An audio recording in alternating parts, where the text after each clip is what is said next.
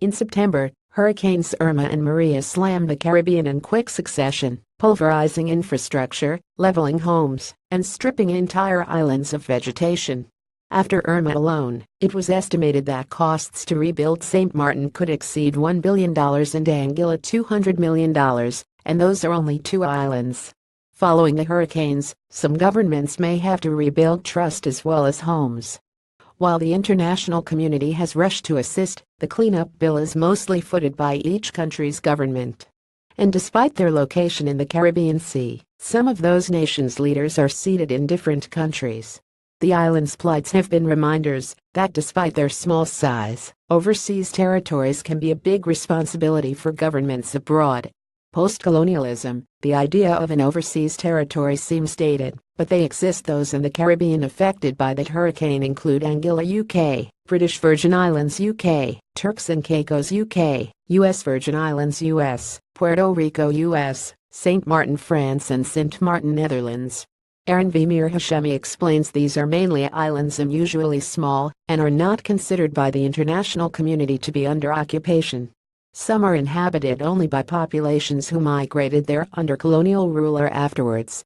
Most have been possessions of their motherland since the early days of imperialism and colonialism, and were sometimes later ceded to a legal successor of the original colonial power. Especially in the Caribbean, reaping the benefits of sun, sand, and a steady flow of tourists, the territories are not an undue burden. Yet in 2004, Hashemi asked the question many are asking now: what happens in overseas territories? When a disaster occurs, it seems an easy question to answer, but in practice it is rife with technicalities.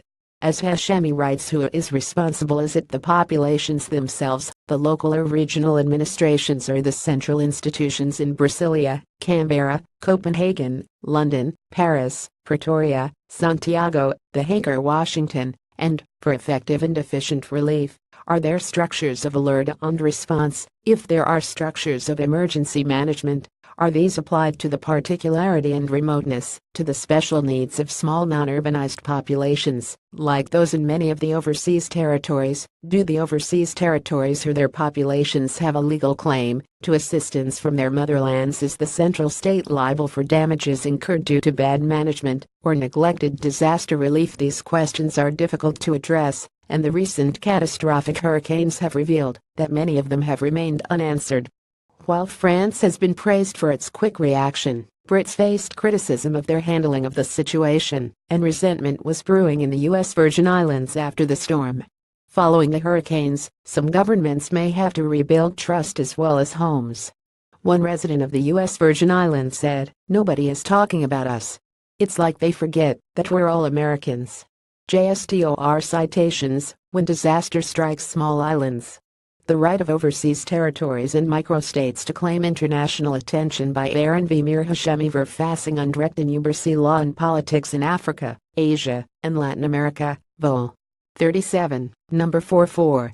Quartal 2004, pages 457,464. Nomos Verlagsgesellschaft mbH.